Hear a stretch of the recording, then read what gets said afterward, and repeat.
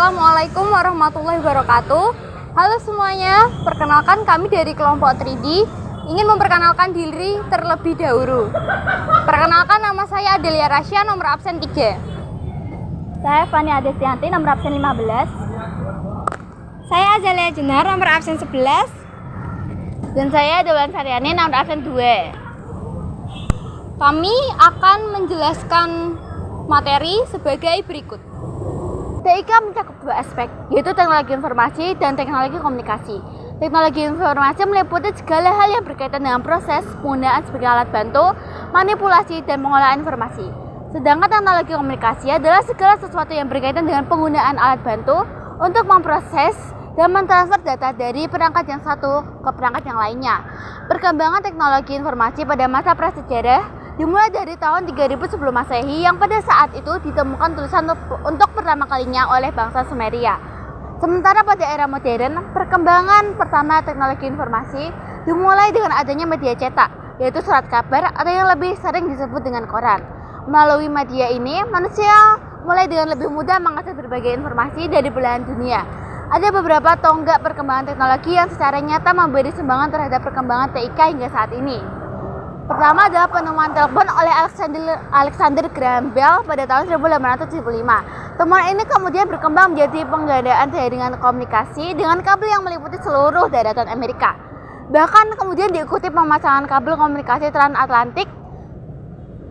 Komputer elektronik juga sebagai wujud perkembangan TIK. Beroperasi pertama kali pada tahun 1943, lalu diikuti oleh tahapan miniaturisasi komponen elektronik melalui penemuan transistor pada tahun 1947 dan akan terpadu pada tahun 1957. Perkembangan teknologi elektronika yang merupakan cikal bakal TIK saat ini mendapatkan momen emasnya pada era Perang Dingin. Teknologi analog mulai terasa menampakkan batas-batas maksimal pengeksplorasiannya. Digitalisasi perangkat telekomunikasi kemudian berkonvergensi dengan perangkat komputer yang sejak awal merupakan perangkat yang mengadopsi teknologi digital. Produk hasil konvergensi inilah yang saat ini muncul dalam bentuk telepon seluler.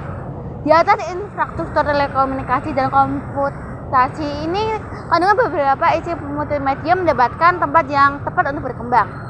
Perkembangan komputer juga sudah dilihat dari beberapa dekade yang lalu. Bahkan dari komputer yang tidak bisa dibawa kemana-mana hingga saat ini praktis dan bisa dibawa kemanapun dan kapanpun pengguna menginginkannya. Sebelum mencapai titik tersebut, komputer sendiri mempunyai sejarah panjang mengenai perkembangannya dari generasi ke generasi. Sejarah itu sendiri dibagi menjadi 4 generasi, dan tiap generasinya perangkat komputer yang diciptakan selalu dibuat lebih baik sekaligus berbentuk lebih kecil dari sebelumnya. Berikut ini adalah ulasan mengenai sejarah komputer beserta perkembangannya dari generasi ke generasi. Komputer generasi pertama. Tabung vakum komputer generasi pertama dibuat pada tahun 1946 silam yang menggunakan media tabung vakum sebagai komponen dasarnya. Tabung vakum sendiri merupakan sebuah material yang sangat cepat menghantarkan panas, sehingga ini dinilai kurang efektif jika digunakan pada masa sekarang. Selain menghasilkan panas yang berlebih, komputer ini juga membutuhkan daya listrik yang sangat besar untuk dapat mengoperasikannya. Yang lebih mengejutkannya lagi adalah berat komputer generasi pertama ini ternyata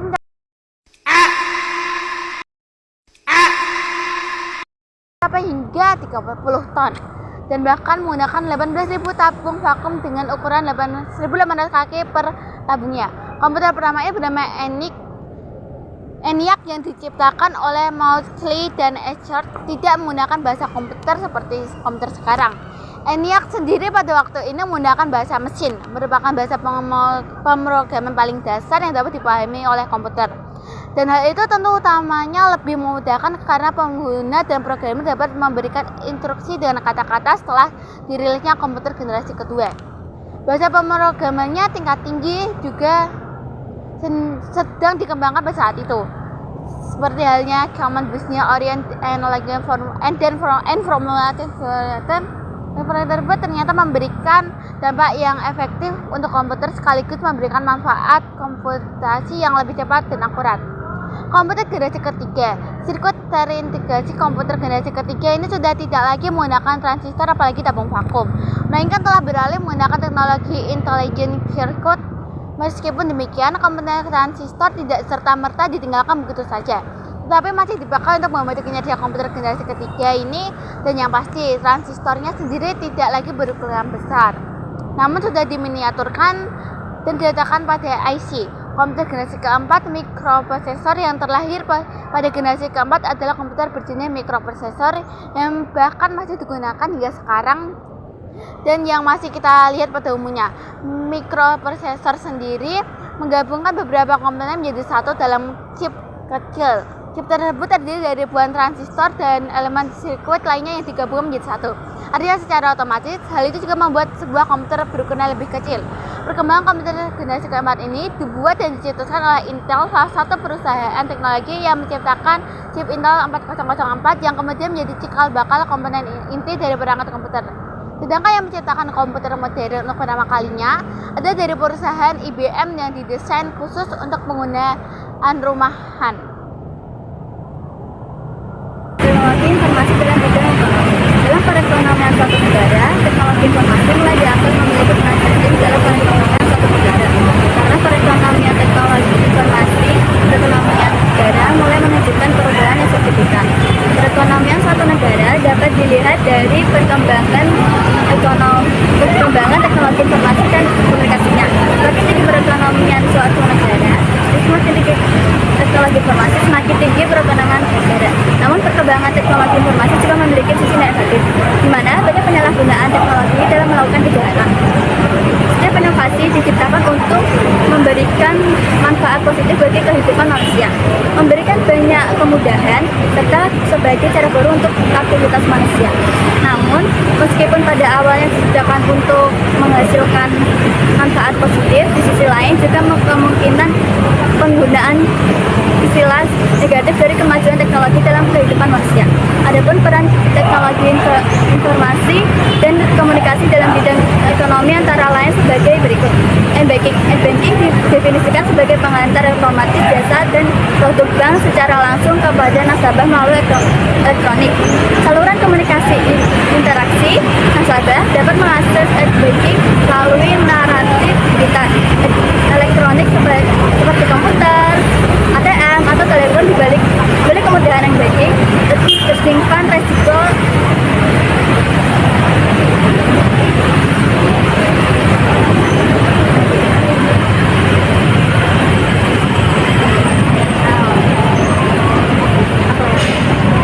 yang kedua ada e-commerce. Perdagangan elektronik atau e-commerce adalah penyebaran, pembelian, penjualan, pemasaran barang dan jasa melalui sistem elektronik seperti internet atau televisi atau komputer juga. Keuntungan dari e-commerce adalah dapat menjual produknya kepada lebih banyak orang. Perusahaan tidak perlu membuka banyak cabang di luar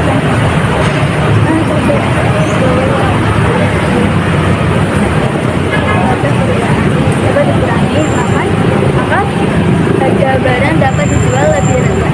Barang yang dijual lebih murah dapat meningkatkan daya saing perusahaan.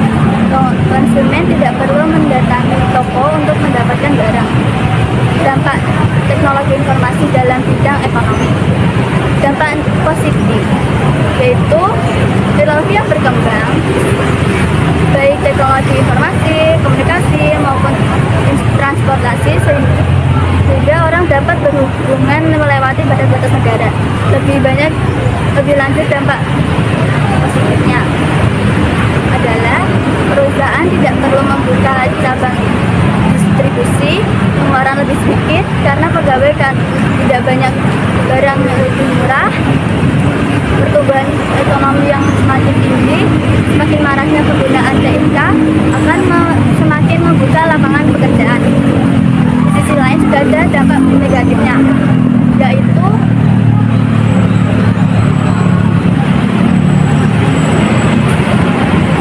dengan mudahnya melakukan transaksi di internet menyebabkan semakin memudahkan pula transaksi yang dilarang seperti transaksi barang, penyelundupan, atau transaksi narkoba. Hal yang sering terjadi adalah pembobolan rekening ini suatu lembaga atau perorangan yang mengakibatkan kerugian yang besar dengan kecanggihan teknologi informasi dan komunikasi menyebabkan banyaknya terjadi kasus penipuan dalam perdagangan online, saling menghujat di media sosial karena pengambilan foto-foto testimoni ataupun foto-foto produk yang dijual tanpa izin. Jadi,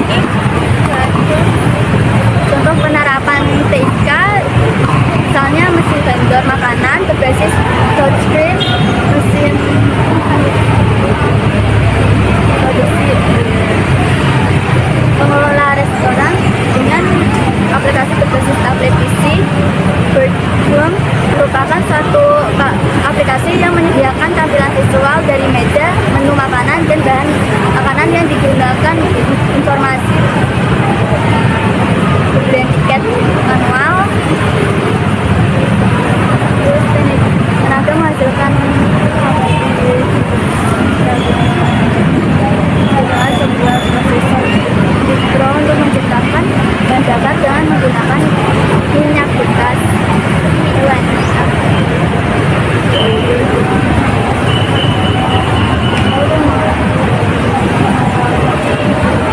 Satu yang dapat menggunakan beberapa peralatan masakan adanya sinar yang akan menyala. Misalnya, kita akan memberitahu karyawan untuk tugas-tugas dan berdasarkan pada waktu seperti kapan pajak akan dicuci dan banyak lagi.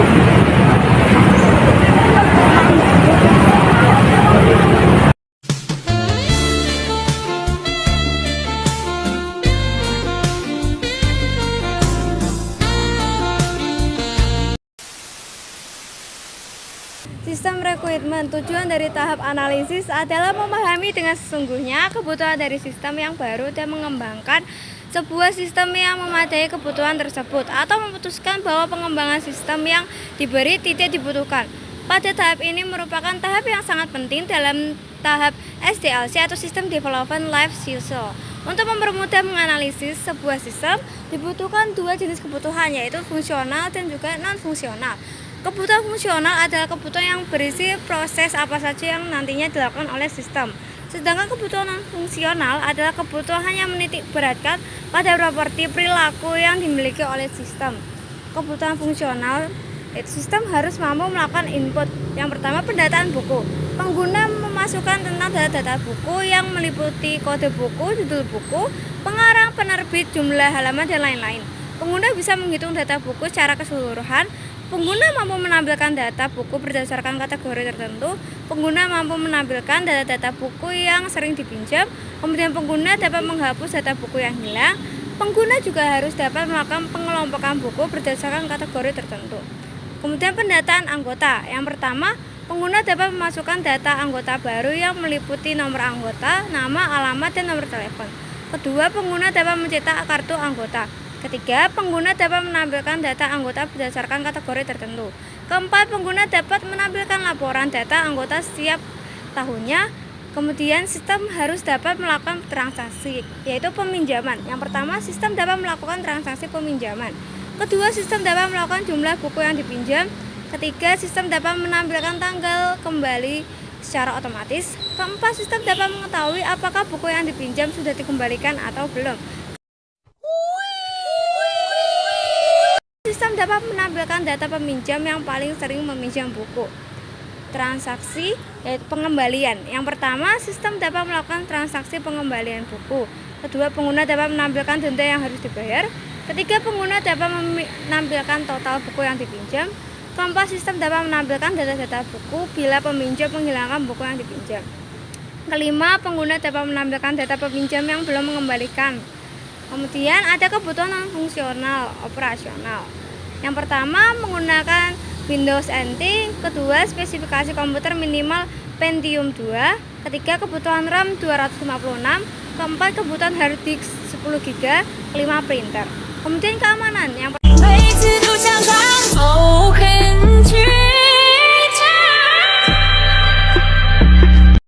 dilengkapi dengan password. Kedua, dilengkapi dengan CCTV di ruang baca dan ruang penyimpanan tas. Kemudian ada informasi. Yang pertama digunakan untuk menampilkan tata cara pendaftaran anggota baru. Kedua, digunakan untuk menampilkan informasi bila user salah masukkan password. Kemudian ada dunia informatika. Kehadiran informatika telah membawa perubahan pada dunia sekitar kita. Informatika mudah sekali didapat dan diakses dengan tepat dan akurat, sehingga memudahkan orang untuk belajar dengan adanya search engine. Belanja dapat dilakukan kapanpun dengan berbagai ragam produk dengan harga yang terbuka dengan adanya e-commerce. Kemudian transportasi mudah dijangkau oleh setiap orang. Informatika sendiri merupakan ilmu yang mempelajari sistem ataupun komputer yang bisa menyimpan, menghantarkan informasi, mengakses informasi, dan mengolah informasi. Kebutuhan tenaga informatika. Di zaman ini ada banyak instalasi pemerintahan maupun swasta yang sangat membutuhkan ahli informatika guna memajukan perusahaan yang dikelolanya. Pada 2017, eMarketer memperkirakan netter Indonesia bakal mencapai 112 juta orang, mengalahkan Jepang. Secara keseluruhan, jumlah pengguna internet di seluruh dunia diproyeksikan bakal mencapai 3 miliar orang pada 2015. 3 tahun setelahnya, pada tahun 2018, diperkirakan sebanyak 3,6 miliar manusia di bumi bakal mengakses internet setidaknya sekali setiap bulan. Sistem informasi. Definisi dari sistem informasi secara umum adalah suatu sistem yang mengombinasikan antara aktivitas manusia dan penggunaan teknologi untuk mendukung manajemen dan kegiatan operasional, di mana hal tersebut merujuk pada sebuah hubungan yang tercipta antara manusia, data, informasi, teknologi, dan algoritma. Pengguna dari SI sendiri ditunjukkan untuk mengolah berbagai informasi yang dikelola oleh setiap perusahaan atau organisasi, sehingga sumber daya atau resource yang dibutuhkan tidak terlalu besar dan dapat mempersingkat waktu penanganan proses. Tujuan sistem informasi yaitu pengembangan sistem informasi adalah untuk menghasilkan sebuah produk yang berisi sekumpulan informasi. Sebuah sistem tentunya melibatkan berbagai jenis dan tipe data yang mampu diolah agar dapat ditampilkan dengan mudah kepada pengguna. Untuk menghasilkan data yang valid dan sesuai, maka Anda perlu memperhatikan 3 faktor ini. Pertama, data tersebut harus relevan atau tepat sasaran. Kedua, tepat waktu dan efisien. Kemudian yang ketiga adalah tepat sasaran atau akurat. Fungsi sistem informasi yaitu mampu menjadi tingkat ketersediaan kualitas dan pengalaman dalam mengelola sebuah sistem informasi secara kritis dan logis. Lalu mampu meningkatkan produktivitas kerja pada sebuah stakeholders. Lalu mampu menganalisa dan minimalisir terjadinya kerugian dari sisi ekonomi. Lalu memberikan aksesibilitas yang baik kepada pengguna. Lalu dapat mencapai tujuan perusahaan secara cepat berdasarkan dukungan data yang dapat dipertanggungjawabkan. Komponen pada sistem informasi ada yang pertama, sistem informasi manajemen adalah sistem perencanaan yang melibatkan bagian internal perusahaan yang menjadi pemanfaatan teknologi, prosedur, dan internal interaksi manusia yang memecahkan permasalahan bisnis seperti layanan, biaya produksi, atau penentuan strategi bisnis yang tepat. Kedua, sistem pendukung keputusan adalah salah satu bagian dalam sistem informasi berbasis komputer yang berfungsi untuk mengambil sebuah keputusan yang tepat bagi perusahaan, organisasi, atau instansi terkait. Ketiga, sistem informasi eksekutif merupakan salah satu jenis dari sistem informasi manajemen untuk memudahkan dalam mengambil kebijakan yang dibutuhkan oleh eksekutif senior dengan menampilkan akses informasi yang tepat dan relevan. Keempat, sistem pemrosesan transaksi.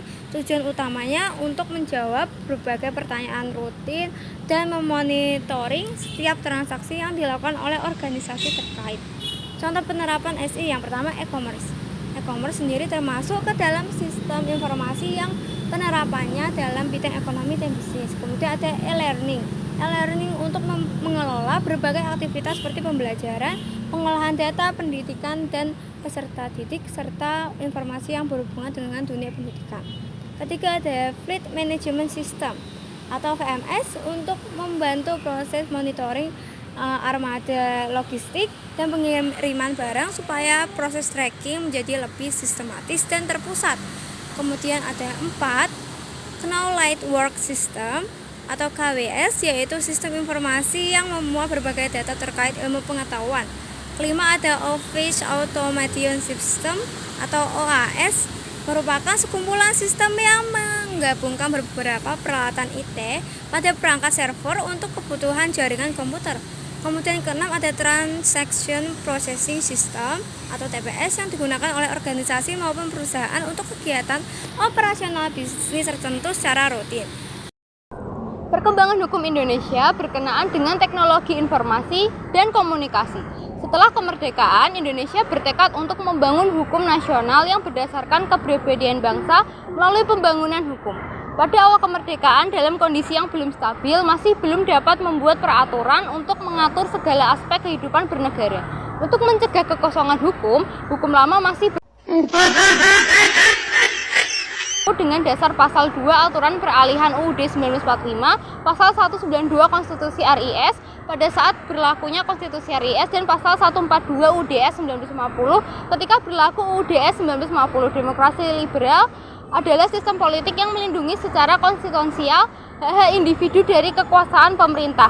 Pada masa Orde Lama, pemerintah melakukan penyimpangan terhadap UUD 1945. Demokrasi yang berlaku adalah demokrasi terpimpin yang menyebabkan kepemimpinan yang otoriter. Akibatnya hukum yang terbentuk merupakan hukum yang konservatif, yang merupakan kebalikan dari hukum responsif karena memang pendapat pemimpinnya yang termuat dalam produk hukum. Tetapi sejak kemerdekaannya dan sejak 18 Agustus berlaku Undang-Undang Dasar yang supel dan elastis untuk menunjukkan kepada dunia bahwa Indonesia telah merdeka. Selanjutnya bahwa sebenarnya pemberlakuan peraturan hukum Belanda pada awalnya hanya agar tidak terjadi kekosongan. Oleh karena itu, pemerintah terus berusaha untuk mewujudkan hukum nasional yang secara perlahan dan menggantikan hukum yang sudah ada. Perkembangan hukum di Indonesia menimbulkan berbagai reaksi dari sudut pandang yang berbeda-beda. Reaksi ini tidak terlepas dari berbagai faktor, baik dari dalam lembaga penegak hukum itu sendiri maupun pengaruh dari luar. Ketidakprofesionalan para aparat penegak hukum itu sendiri yang menciderai wibawa hukum di Indonesia, baik sifat arogansi sampai keterlibatan penegak hukum dalam kasus hukum yang sedang ditanganinya.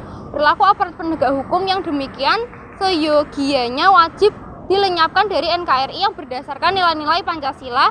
Hal ini yang mempengaruhi citra dan pandangan masyarakat terhadap penegakan hukum adalah pemberitaan dan oleh media yang tidak berimbang kepada publik. Media sebagai pilar demokrasi yang mempunyai tugas memenuhi kebutuhan masyarakat akan informasi dan pengetahuan haruslah patuh kepada nilai dan asas hukum. Dalam realitas sehari-hari, media terkesan menciptakan satu peradilan publik yang membentuk satu opini publik yang bebas memvonis orang salah atau benar tanpa melalui prosedur yang diatur dalam perundang-undangan. Hal ini bertentangan dengan asas praduga tak bersalah. Metode penafsiran hukum dan konstruksi hukum juga termasuk pada perlengkapan untuk melakukan adaptasi perubahan-perubahan yang tidak berskala besar. Lain lagi persoalannya bila perubahan itu bersifat atau berskala besar. Pembaruan dengan cara kecil-kecilan seperti di atas tidak mungkin lagi cukup untuk mengatasinya. Hukum hanya menjadi bagian dari proses politik yang mungkin juga progresif dari reformatif. Ada dua pandangan dominan berkaitan dengan perubahan tentu dalam arti pembaruan hukum yang berlaku dalam kehidupan masyarakat dalam suatu negara, yaitu pandangan tradisional dan pandangan modern. Dalam pandangan tradisional, masyarakat harus berubah dahulu, baru hukum akan datang mengaturnya. Sebaliknya dalam pandangan modern, agar hukum dapat menampung segala perkembangan baru, hukum harus selalu berada bersamaan dengan peristiwa yang terjadi. Bahwa dalam bidang hukum yang netral, perubahan harus ditujukan untuk melahirkan suatu kepastian hukum. Sebaliknya dalam bidang kehidupan pribadi, hukum harus berfungsi sebagai sarana sosial kontrol dalam kehidupan masyarakat. Masalah-masalah yang berkenaan dengan teknologi informasi dan komunikasi, perkembangan teknologi seperti ini telah menimbulkan revolusi komunikasi yang menyebabkan kehidupan masyarakat di berbagai negara tidak bisa terlepas dan bahkan telah ditentukan oleh informasi dan komunikasi. Gejala inilah yang menimbulkan kecenderungan interdependensi global bagi masyarakat antar bangsa. Terbentuknya starta masyarakat agraris, masyarakat industri, dan masyarakat informasi adalah tidak terlepas dari pengaruh teknologi global tersebut. Sehingga melalui teknologi tersebut kita mengenal dua bentuk kenyataan, yaitu realitas yang diciptakan Tuhan dan realitas yang diciptakan manusia. Kedua realitas tersebut letak pemanfaatannya kembali kepada diri manusia. Penemuan dan pemakaian mesin-mesin baru dalam zaman revolusi-revolusi ini tidak mempunyai pengaruh yang besar pada pengolahan manusia. Pengolahan informasi masih tetap hanya dilakukan oleh manusia. Sekarang perimbangan kecepatan kemajuan teknologi telah berubah. Kini teknologi untuk mengolah informasi lebih cepat, perkembangannya dari perkembangan teknologi untuk kegiatan fisik dan biayanya semakin murah. Biaya untuk menyimpan data, mengolah data, dan untuk menyebarkan hasil-hasilnya terus menurun dengan cepat.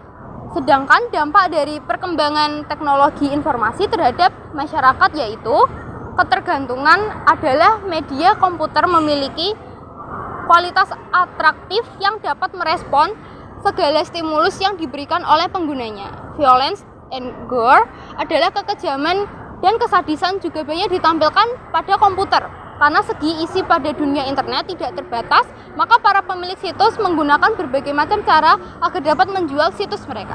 Salah satunya dengan menampilkan hal-hal yang menunjukkan kekejaman dan kesadisan. Pornografi adalah anggapan yang mengatakan bahwa internet identik dengan pornografi. Memang tidak salah. Dengan kemampuan penyampaian informasi yang dimiliki internet, pornografi pun merajalela. Begitu banyak situs-situs pornografi yang ada di internet, meresahkan banyak pihak, terutama kalangan orang tua yang khawatir anak-anaknya akan mengonsumsi hal-hal yang bersifat porno. Antisocial behavior adalah salah satu dampak yang dapat ditimbulkan dari penyalahgunaan komputer. Adalah antisocial behavior, di mana penggunaan komputer tersebut tidak lagi peduli kepada lingkungan sosialnya dan cenderung mengutamakan komputer. Adapun kejahatan dalam teknologi informasi dan komunikasi adalah pencurian uang atau harta benda dengan menggunakan sarana komputer atau siber dengan melawan hukum. Penggelapan, pemalsuan pemberian informasi melalui komputer yang merugikan pihak lain dan menguntungkan diri sendiri. Perbuatan pidana perusakan sistem komputer, baik merusak data atau menghapus kode-kode yang menimbulkan kerusakan dan kerugian. Perbuatan pidana ini juga dapat berupa penambahan atau perubahan program, informasi, dan media, dan pembajakan yang berkaitan dengan hak milik intelektual, hak cipta, dan hak paten. Kegiatan dalam ruang siber adalah kegiatan virtual yang berdampak sangat nyata, meskipun alat buktinya bersifat elektronik. Berkaitan dengan hal itu, perlu diperhatikan sisi keamanan dan kepastian hukum dalam pemanfaatan teknologi informasi, media, dan komunikasi agar dapat berkembang secara optimal. Oleh karena itu, terdapat 3 pendekatan untuk menjaga keamanan di cyberspace, yaitu pendekatan aspek hukum, aspek teknologi, aspek sosial, budaya, dan etika. Untuk mengatasi gangguan keamanan dalam penyelenggaraan sistem secara elektronik, pendekatan hukum bersifat mutlak. Karena kepastian persoalan pemanfaatan teknologi informasi menjadi tidak optimal. Masalah keamanan atau security merupakan salah satu isu dalam e-commerce. Salah satu pokok yang terkait di sini adalah cybercrime. Cybercrime merupakan suatu perilaku yang oleh para pengguna internet dipandang sebagai perilaku yang antisosial. Sedangkan dapat atau tidaknya dituntut dan dihukum menurut hukum pidana merupakan soal lain.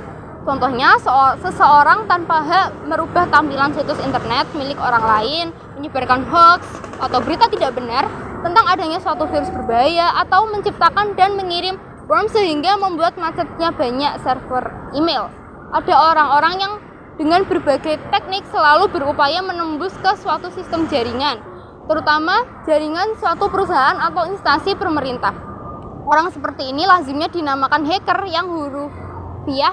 Berarti orang yang suka memotong atau ngeluyur. Di antara hackers ini ada yang melakukan dengan tujuan jahat, yaitu menerobos suatu jaringan komputer dengan mencuri password, data, nomor kartu kredit, ataupun alih rekening.